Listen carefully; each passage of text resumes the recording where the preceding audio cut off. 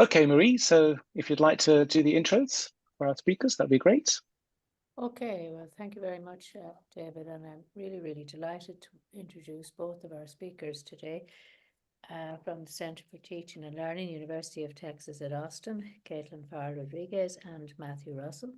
And I want to thank them most sincerely for getting up so early in the morning, around 7 a.m., to join us to speak to the topic of artificial intelligence and instructor wellness, which is a really interesting topic and one that will become more and more important, particularly in teaching and learning and in relation to student assessments and assignments.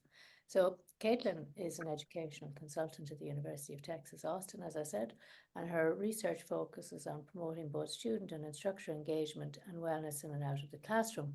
She has a background in graduate student development, and her current work in educational development draws from her ongoing interdisciplinary research in the fields of literature, drama, performance studies, and women and gender studies.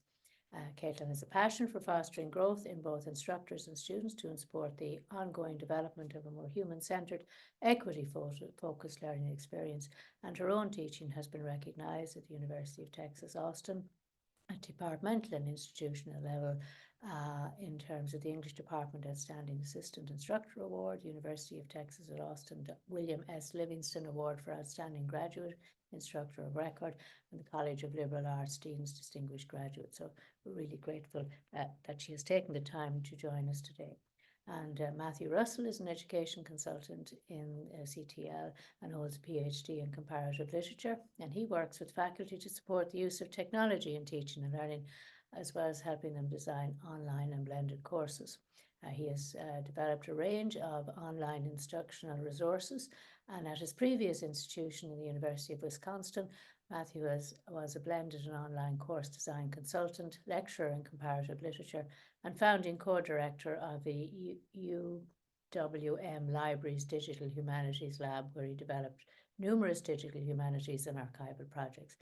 Matthew currently teaches in the Thomas Jefferson Center for the Study of Core Texts and Ideas at UT Austin and is developing resources around generative AI for teaching and learning, as well as leading campus-wide efforts around sustainability education across the curriculum.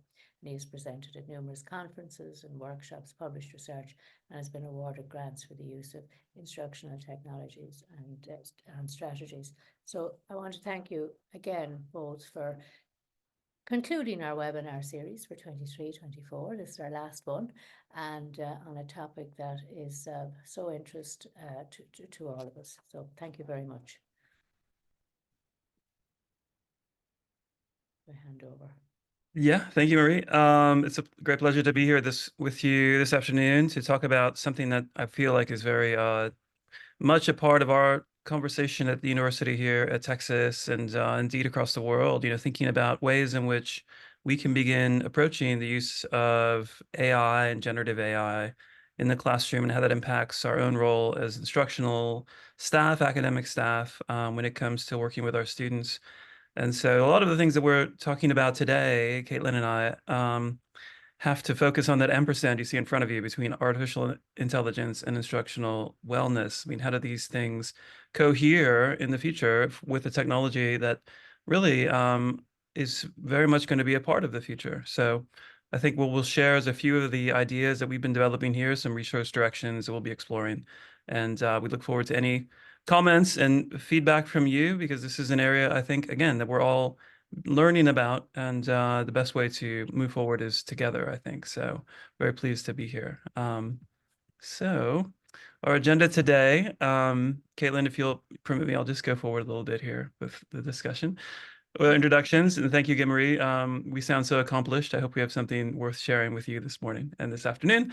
So we'll talk a little bit about some frameworks that we use in our center, as much as what we use in our instructional capacity for thinking about wellness and mindfulness and what that means. And Caitlin will talk a bit about that, and then I'll share some of the ideas and the resources that we've been developing here around generative AI and teaching, and then think about some takeaways and follow-on opportunities. We would very much look forward, again, just to say this at the beginning, to meet with you later this summer, and there'll be some ways where that might happen, to see if you'd like to share some materials that you develop in relationship to the ideas that we talk about today. So we look forward to continuing our conversation beyond the session today, if there's interest in doing that. And so don't want to go on, this is just, again, kind of a little brief of Caitlin and myself and some of the things that we've done and how that informs what we do in our center. What I'd like to do is just begin, if I could, with a quick survey. This is a tool that frequently used for those of you who are listening in. It's called Slido, and you can just use your phones if you like. Go to slido.com, or you can open a new window on your computers and type in slido.com, and it'll ask you for a code to join a particular session, and you'll see the code here, 4268167. So 4268167, and you'll see this question here. So what are your impressions of the appropriate usefulness of generative AI tools for higher educational contexts? So appropriate usefulness, you can think about that a little bit. This is just an open question. So I'm going to exit out of my presentation here and launch my question. Here we are.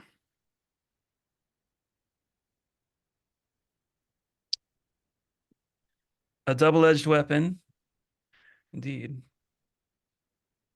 So many issues with AI, yeah.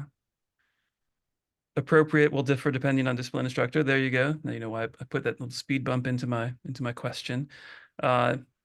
Anything that is authentic and not forced. Yeah, something I think we're always after really is thinking about authenticity with our students. How much are we in control of that when it comes to what authentic learning is for our students? Where does that begin and end? And generative AI, certainly when you look at some of the professional worlds, and generative AI is becoming an important piece of that, an important skill for students to learn. Support learning in an honest way. That's right. What is appropriate for one may not be for another. Indeed, that's true. Need to be careful if we should use it at all. Yeah, I think one of the things we have to remember is that generative AI and these tools may fit our pedagogical approaches and may not. And we're certainly in control of that. Exciting, but we need to understand how to maximize the benefits. Indeed, knowledge sharing. Yeah, so that's one of the appropriate usefulnesses, if that's even a word, of generative AI, sharing knowledge, chatting about it. Another minute or two. Skills and knowledge essential to the use of AI. Right, I was just talking to some colleagues of mine in the law school, and students who get their JDs are going to have to learn how to use AI when they go into their law firms. Some are difficult to defend. Yes. So I think what we're seeing after a year of AI, at least in the way that it's impacted education in the United States, some things are starting to settle in a little bit. Sound pedagogical usage, indeed. Yeah. So these are great responses. And I think it is a challenging space right now. It is kind of disruptive. We tend to call it that. So how can we begin thinking to get beyond some of the mythologies surrounding these tools and start to use them in a way that's intentional in the classroom and for authentic learning experiences? So I'm going to go back here. Okay. So yeah, I think those are some interesting responses to think about today. Just authenticity in learning, being careful about how we use these tools, how they can help students in their learning, developing skills. What are the skills that they can learn?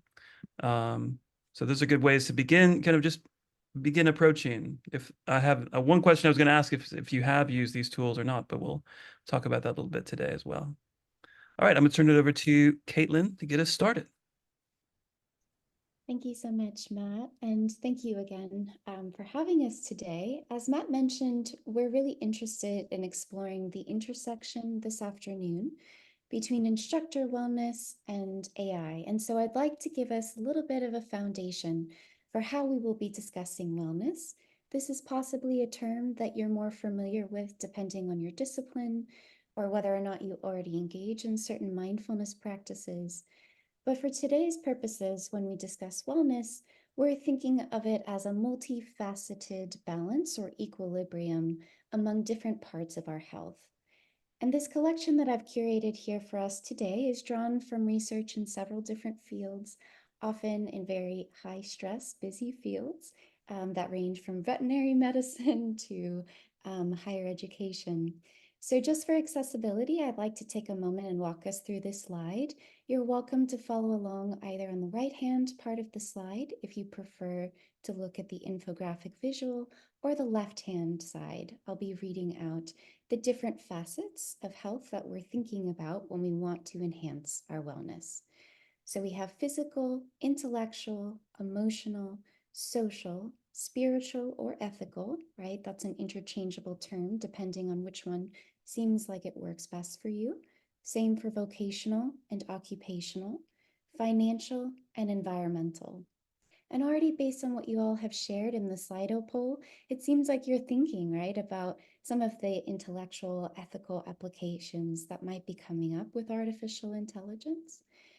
And so that's something we're looking forward to talking more in depth about today. On the next slide, and thank you, Matt, for helping me with this, we just want to take a moment to acknowledge that each of us in this space here today might be experiencing multiple impediments to our wellness. We like to acknowledge that off the bat, that for some of us, we might experience job-related burnout, anxieties, or overwhelm, isolation either during the recent pandemic or dealing with the effects of isolation more long-term. And of course, something I like to remind my students especially is that each of us are navigating concurrent personal, local, national, global, humanitarian, and environmental crises. Matt and I are joining you this morning from Austin, which for those of you who might be familiar with some of what's going on in the United States, we're navigating a lot, even here just on a state level. So we invite you to come here today in whatever capacity feels best, and look forward to helping you find ways to enhance wellness. On the next slide, I'd like to take a moment to talk you through some generative AI ethical concerns that have been compiled by UCD's College of Arts and Humanities. I thought this would be a great way to anchor our conversation based on some of what you all and your colleagues are thinking about, and just to expand again on what you've shared with us in the poll. So here one more time for accessibility, I'm going to read out this slide. So we have lack of regulation, which is something you all nodded to in your responses, commercialization, privacy and intellectual concerns, biases, human labor costs, environmental impact, plagiarism risk, and AI colonialism. Now on this very next slide, in just a moment, we'll see here, I've tried to scan some of those different facets of wellness that might be impacted by several of these ethical concerns that UCD, like UT, has already raised. Now, in the interest of time, I'd just like to highlight one of these. The second to last bullet point is plagiarism risk. This is something that comes up quite frequently for us here at UT Austin in our capacities as consultants and instructors. And there seems to be a general fear that if given the option, students will choose to use AI for reasons that are not appropriate, right? And that they might not be in keeping with the academic integrity standards that we have. And that inherently is going to bring about potential impacts to our intellectual, emotional, ethical, and occupational wellness. Now, these are just some that I have, yes, and thank you again for that shout out, David, in the chat. This is from UCD College of Arts and Humanities, and we will be sharing some resources with you in just a moment.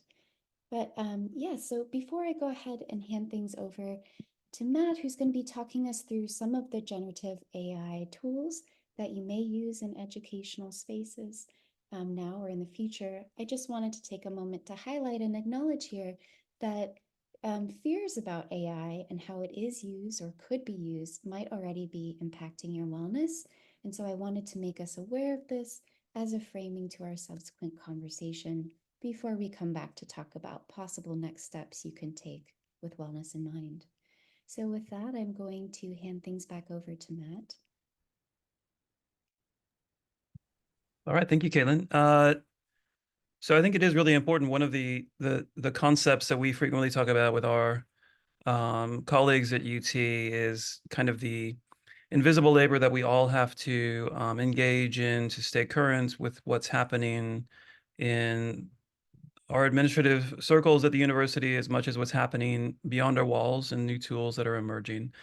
And when we think about generative AI, This is an image that may cause some of us to feel terrified. I mean, if you're like me, there's so much going on right now in this space. And when we think about the ways in which we are approaching it, there's one tiny slice of this giant pie, which you can characterize in ways that you feel are appropriate. This very small slice, this kind of way of thinking about text that goes into a tool, generative AI tool, and comes out the other side. We're really focusing only on a very small portion of it. And when you think about the space in which students will be entering into after they move on from their studies at the university, they may touch on any number of these different kinds of tools or uses of these tools. And this kind of demonstration is meant to encourage you to think that there is room for talking about these kinds of tools in your classrooms, no matter what your discipline is, no matter how you see your students moving on in the future, whether that's postgraduate studies or into a career and profession right away. So oftentimes people in academic technology like to talk about tools that they have as if they're going to change the world. And I think somehow generative AI may be one of those tools that actually does. So it's happening around us all the time. So it's something to get to know. So there's some resources that I have developed and we've started to use in some research at the university here. One of the documents that I've used that I think crosses very well different national cultural contexts is from the Department of Education in the United States, called Artificial Intelligence and the Future of Teaching and Learning, Insights and Recommendations. This came out last year and it's very useful, very good document to kind of parse through. I'll give you this link in the slides that you'll have access to. I think the most important characteristic here that we have to identify in this circle, beyond the different levels and layers of thinking about how these tools are entering our university, is keeping humans in the loop. It sounds like a science fiction film, but at the same time, students are using these tools in a way to generate new ideas and new text and images if they're using it for that purpose.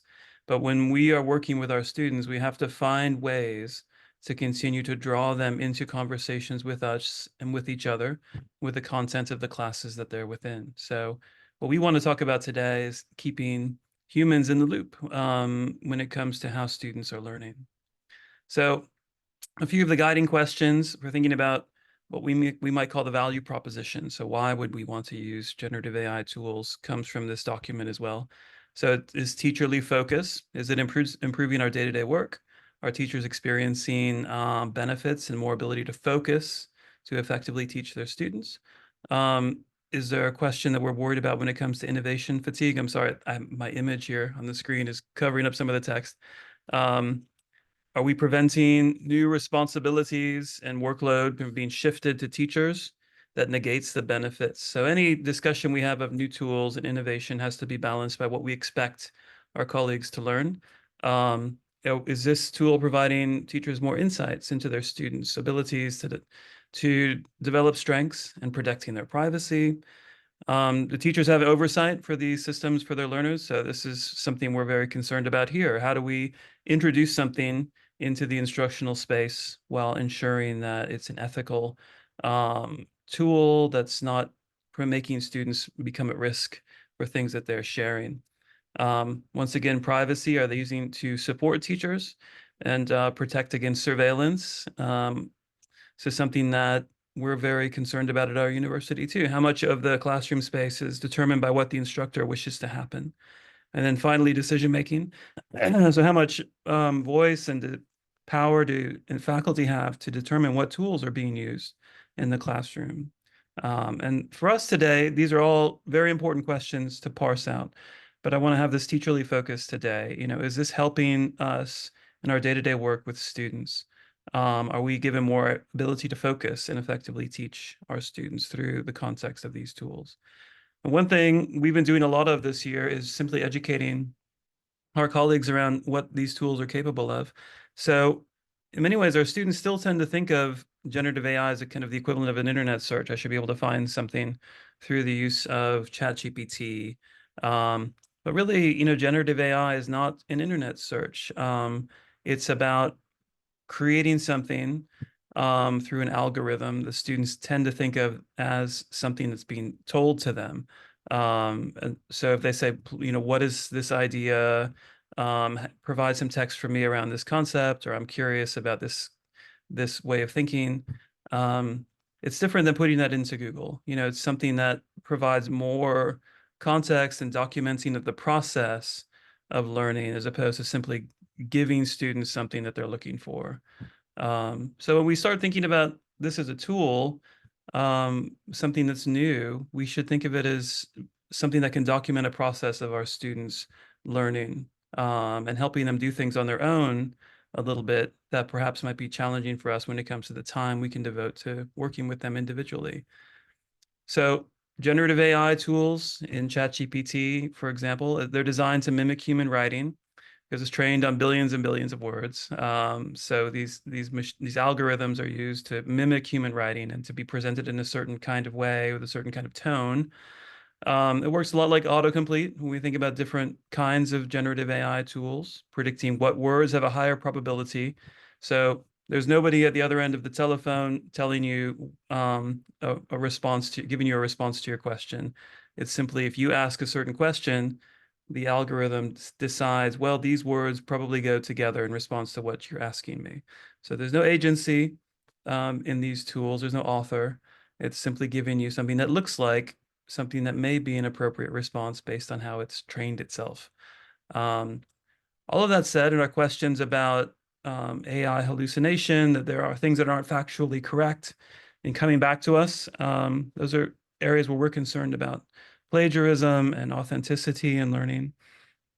All of that said, these tools can make pretty good guesses when asked questions. So through a lot of extensive back and forth in our center here, we've determined that a lot of the questions that, if they're asked in the right kind of way, can produce interesting responses for students, simply because these tools have been absorbed so much human writing and knowledge and what they've been trained on.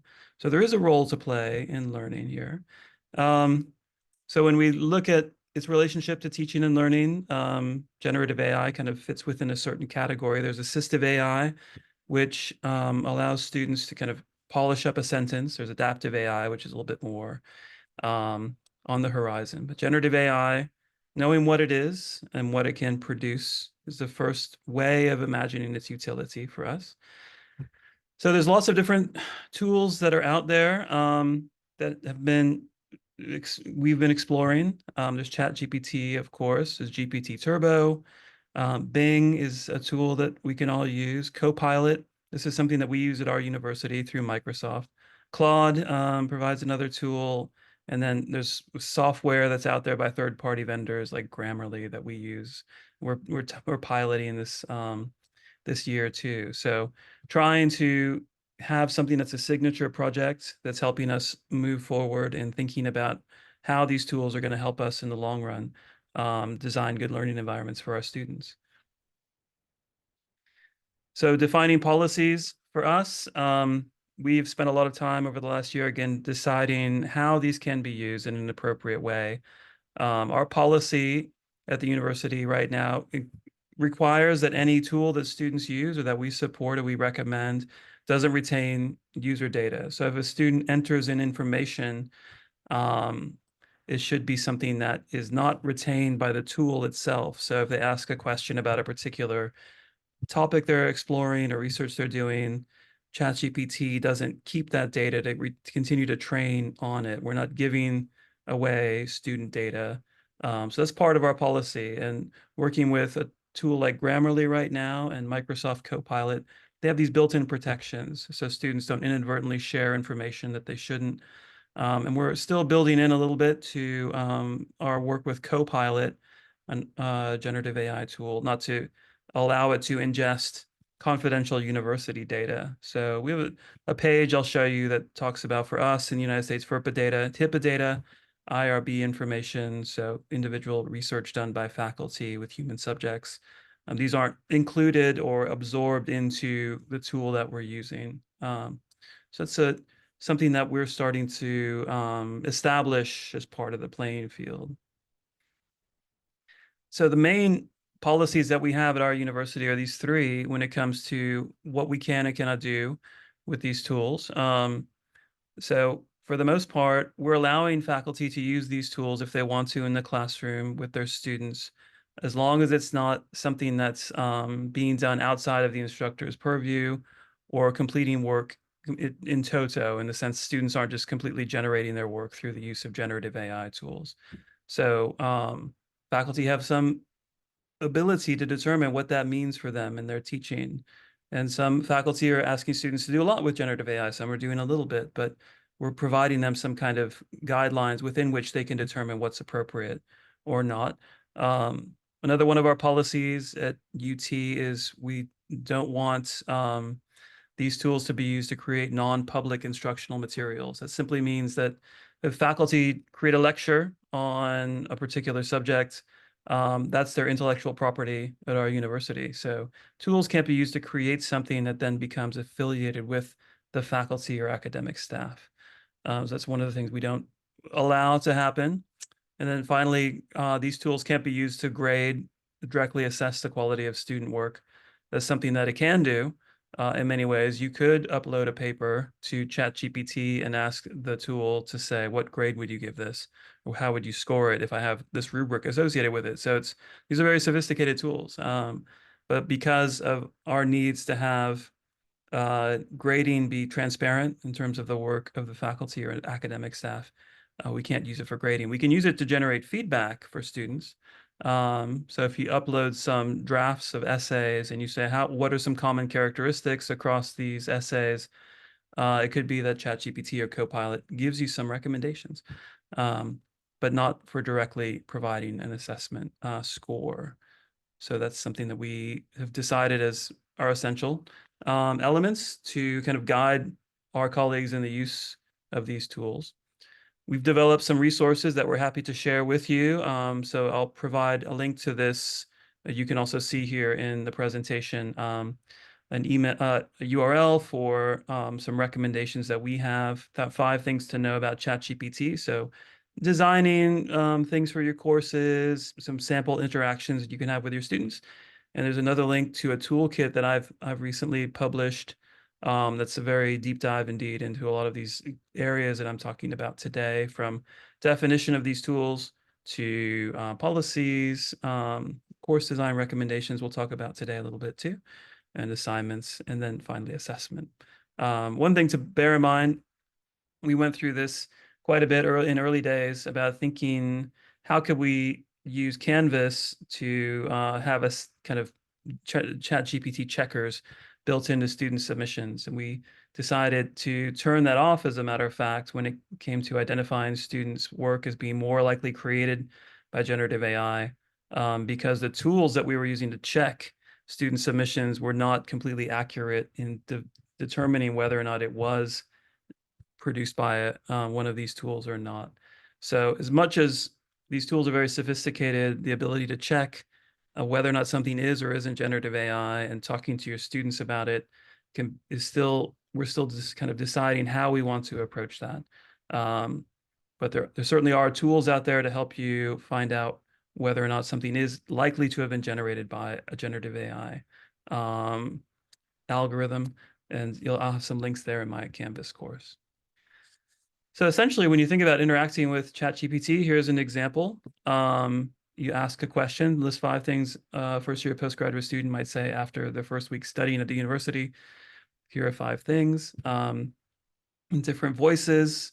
So essentially, for these text-to-text tools, you enter in a prompt, and there's a completion that comes from the tool, and you can respond to their completion afterwards. So what's really interesting when we think about using this as a way to advance students' learning is identifying a conversation that takes place, even though it's not a conversation, an exchange with the tool. So if you ask ChatGPT a question or ask it to complete a task in the gray box below, you could ask in the prompt afterwards, what's the most likely question I'm going to hear from this list? And then the tool will respond to you. So it does provide you with this kind of exchange. So what we're doing when we think about students using these tools is identifying the context. That means the series of exchanges, and then how do you share that with an instructor or academic staff?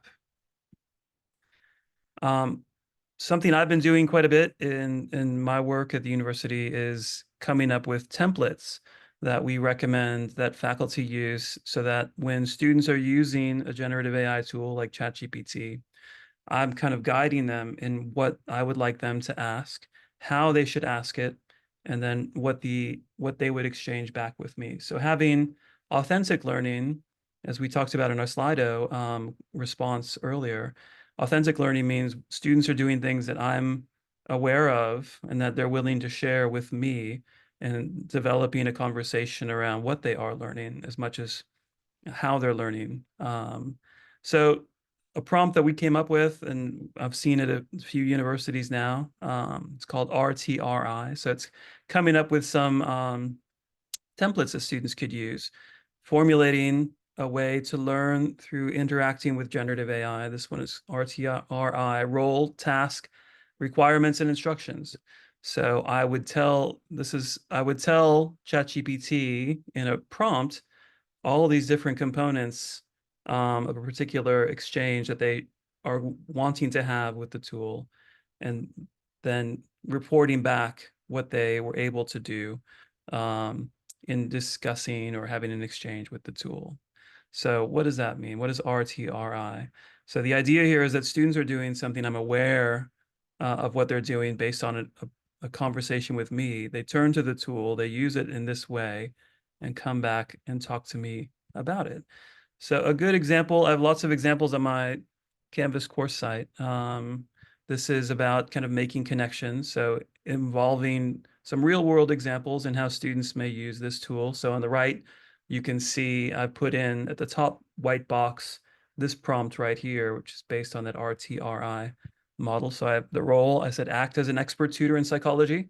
The task is that I need to learn about cognitive biases that affect decision making. So the T, you need to give me examples of real life situations, you ChatGPT, where particular cognitive biases might be at play. And then instructions, ask me what biases might be active and give me feedback on my answer and explanation. So the green text here, in my way of thinking, can be replaced with things that are a part of your discipline. So act as an expert tutor in sociology or anthropology or economics, and I need to learn about this subject within that discipline. Give me real life examples where cognitive biases or other, and that would apply to lots of different disciplines as well, might be at play. And so as you see, great, and the gray box over there gives you a very detailed response. I answer a question that is posed to me, and then it gives me feedback below. It's really rather astonishing when we think about it this way. It's not, the tool isn't producing something that would be a part of a student's submission for work that counts towards an assessment necessarily, but it does help students learn something that you're teaching in your class or in your module that helps them learn in a way that's consistent with how they learn, personalized learning or individual learning. Students can use these tools to help them have more in-depth interactions with the material in your class. So you could be as sophisticated in this kind of RTRI approach as you like. So I've developed some kind of prompts like this and given them to my students in my class in the spring semester. And then they come back to class and talk about what they learned. Where did you go wrong? What concepts were challenging? What were things that you were surprised that you knew? Where is some interest developing for you when you think about the responses that you got from ChatGPT or Copilot? So different tools will give different kind of shades of responses when you think about these kinds of templates that you can design. I'm starting to share these with my colleagues to say, I'm using this with my students. Is this something that you might be curious about using too in this way? And we begin a conversation. So authentic learning from our point of view is something that's established, between me and my colleagues at the university. So if I have a common language that I'm developing through these templates with my students, I'm going to share those with my colleagues in the similar level of the class that I'm teaching, or in courses that are like mine in terms of expectations for students' abilities and the rigor of the class. So taking a bit of time to come up with a prompt like this that follows a particular model, the RTRI, lets me have a sense that what I'm doing with this tool is, again, legitimate as far as instruction. Students are giving me responses I can talk about with them and with my colleagues. And I think when it comes to wellness around these tools, it's about not feeling so isolated. I'm worried that my students are going to use it for this particular reason. It's starting to put my work into how these tools can be used by my students and talking about these things with colleagues at the university. It helps me feel more like I'm in control over what I'm asking my students to do. So in that sense, when we think about assignments here, is creating a basic prompt template for your students. And we're talking a lot about the RTRI model. Ask students to define a context, how many exchanges should there be before learning takes place. Ask students to take a screenshot or share with you what they've been doing within the tool. They should let you comment evaluatively on what they've done as a kind of extension of their learning, and explore and discuss these comments in a live class setting. So closing the loop means students do work. I share an idea with them. They do work on their own, and then we talk about it together.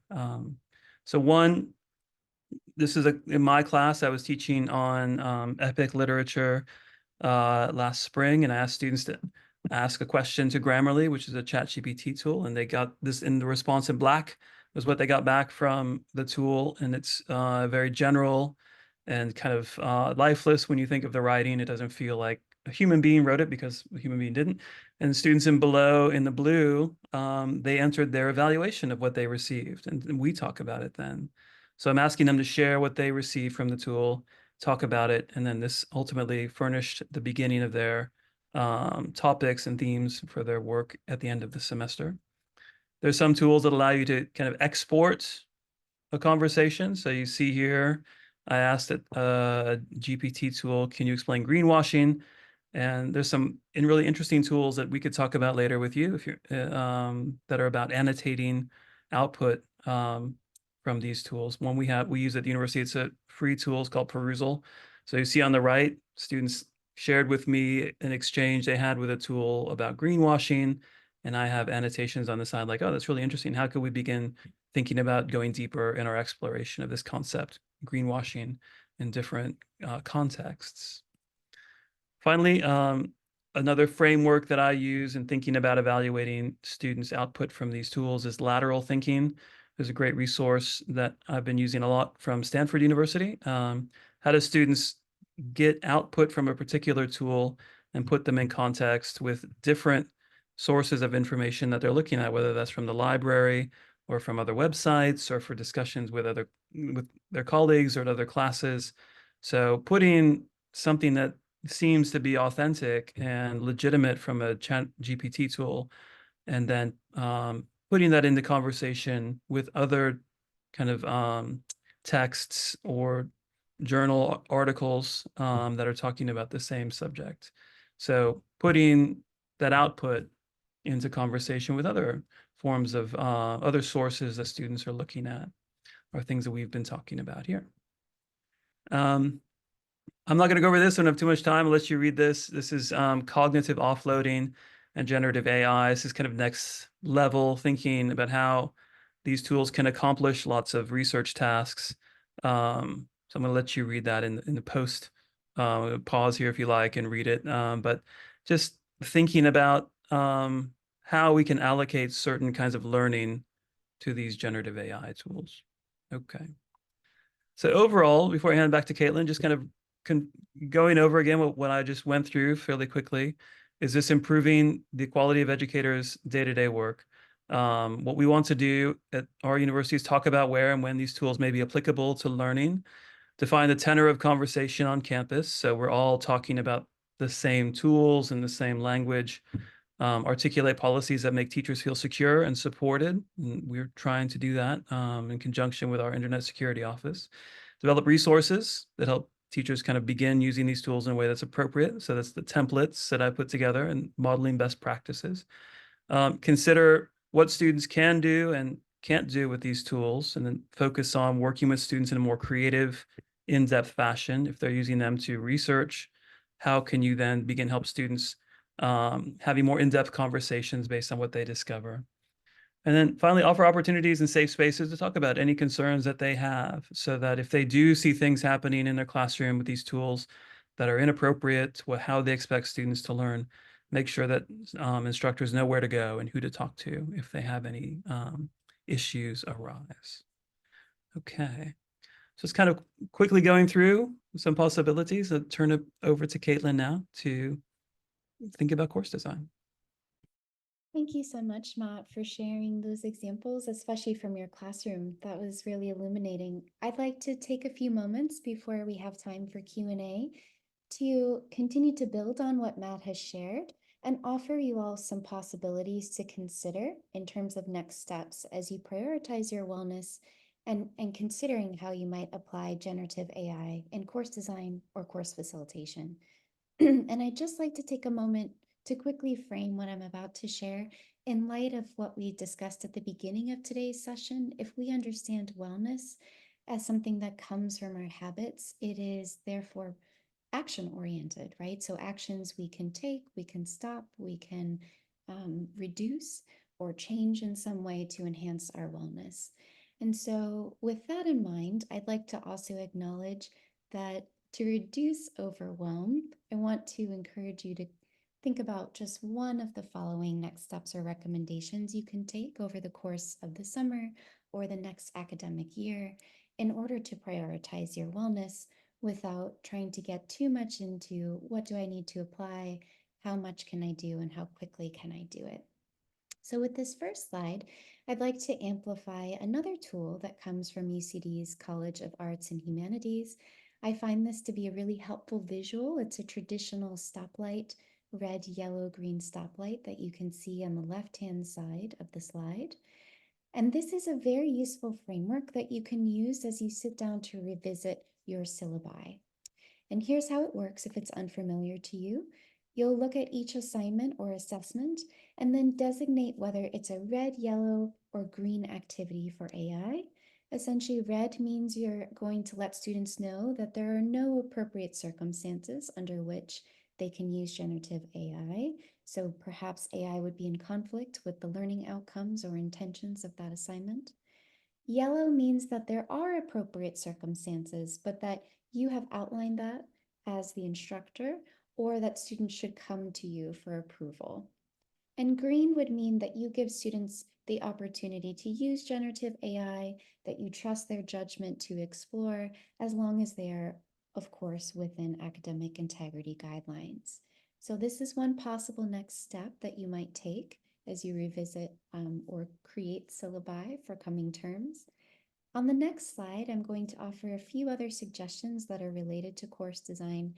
One is that you might follow Matt's lead if you haven't had a chance already and collaborate with generative AI to get a better sense of how it operates.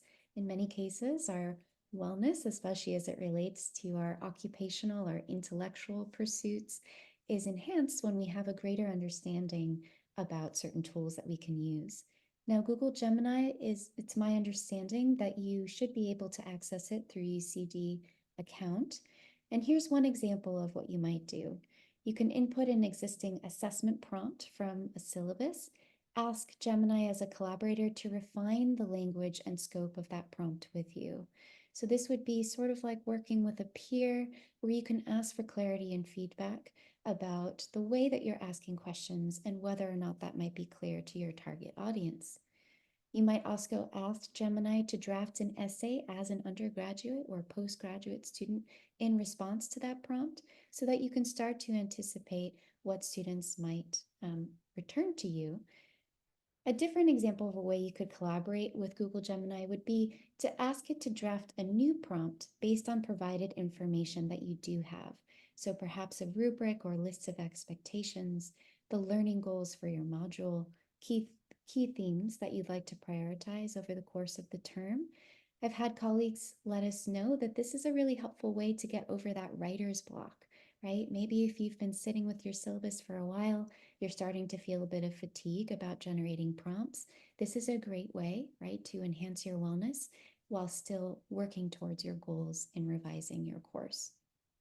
You might also take some time to draft your own artificial intelligence syllabus policy based on some of the templates and resources that we've shared with you today. I encourage you to then workshop it with colleagues, consultants, or students. I didn't include generative AI, but in the spirit of collaboration, that is another model. That's an interesting thing to think about. What might AI think about your AI syllabus policy? And you'll want to revise that policy each semester. This is related to that last bullet point as well, to review lessons that you've learned during the semester and implement policy changes that can better center your wellness or those of your students. As you're wrapping up this term, you might consider taking a few minutes just to jot down, in what ways did AI seem to come up in your space this past term, whether or not you were using AI or permitting students to use AI? Did you find that there were ways students were bringing in AI, or perhaps that you had concerns about AI? That's really valuable information that you can use when you look towards future terms and revising your syllabus. On the next slide, we have a few recommendations as they relate to course facilitation. So perhaps you've already had a chance to think about your AI policy, and so you're thinking about continuing to refine your teaching practices with AI and wellness in mind. I always recommend that you solicit and implement student feedback. This is about any variation of topics, but you might include AI as a particular prompt. And you can ask for student feedback through surveys, office hours, mid-semester or end-of-semester feedback, or in low-stakes ways. Perhaps you authorized an assignment to be a yellow or a green light in terms of generative AI. Ask students specifically how they ended up using AI, how it felt productive, how it was not productive. Stay up to date on different institutional and departmental level guidelines. If you are someone who has the ability to influence the process of shaping those policies, think about what type of support you might need in order to propose those changes or implement those policies. Here's a big one, this third bullet point for wellness. Consider using AI as a collaborative tool to manage your workload. So if you're facilitating a revision workshop and you want students to practice what it's like to go in and retool an essay, consider asking AI to draft one, right? Just as Matt did with his students, ask them to be critical and think about what's working and what's not working. You might also use it to generate general announcements or a template email as it relates to student accommodations, so that during the semester, you can really take your time and energy to tailor it to individually that student, right? It's a better use of your energy to communicate your care and your understanding of that student's needs than to have to be redrafting the same types of emails repeatedly. And this goes along with thinking about long-term growth mindset wellness, the last bullet point. I recommend that you record any AI-related questions or concerns that might come up over the course of term. You could do this very informally in a teaching journal or on an app on your phone, and then you can take that to a colleague, to a consultant, to ask your students next time you connect, so that you can keep that in mind with future courses. We have just one more slide coming up here. These are next steps as they relate to instructor wellness. I'm going to share a document, a Google Doc that you can copy if you wish in just a moment. It's a processing guide that includes fantastic resources that are available to you free of charge already through UCD, as well as a wellness processing guide if you'd like to take some time to think about those 8 facets we reviewed at the top of the session, and consider how you can change your habits as they relate to AI in order to enhance your own wellness. So before I share that document, let me just quickly review what's on this slide. I'd like to encourage you to take time, right? Just +1 thinking for those of us who are familiar for Universal Design for Learning. Identify just one UCD service, peer connection, or learning community opportunity to explore this summer or during the upcoming academic year. You could identify a colleague as a collaborator, or again, start a learning community about AI and wellness. Maybe consider topics of self-care. Consider it a way to share resources and strategies to build on some of what we've shared today, or what you might be sharing with us during Q&A. This is a great way in general to enhance wellness as instructors. It helps us fight against those feelings of isolation we might experience if we start to get fairly siloed in our courses and in what we teach each term. And it's a great way to form connection, build community. And finally, don't be afraid to ask for guidance and support from administrators, your departmental chair, your colleagues, if we're thinking about the importance of community and collaboration to individual instructor wellness, I just want to empower you, if you don't already feel that you are empowered, to look to the folks around you who might be able to really support you as you jump into generative AI or consider ways to use it more effectively in your course. So with that, I'm going to share the document in chat, and I'm going to hand things over very briefly to Matt, who's going to help us wrap up with next steps. All right, thank you, Caitlin. Yeah, as you can see, we've been thinking quite a lot about ways to legitimately address the emergence of generative AI tools and use them in ways that we hope is answering some of those teacherly concerns that we brought up before. How can we use a new tool to our advantage that helps us without overwhelming us with having to learn a whole bunch of new things? So trying to put our toe in the water a bit to think about designing things for our students that we feel comfortable talking with them about, and then sharing our thoughts and concerns with our colleagues, trying something new. The +1 approach is a great idea. We're thinking about that. A final thing, and just all the things that we're talking about today, there's a lot to absorb as we think about how these tools can be used in future classes at UCD. So what we'd like to do is invite you to have a follow-on meeting in July.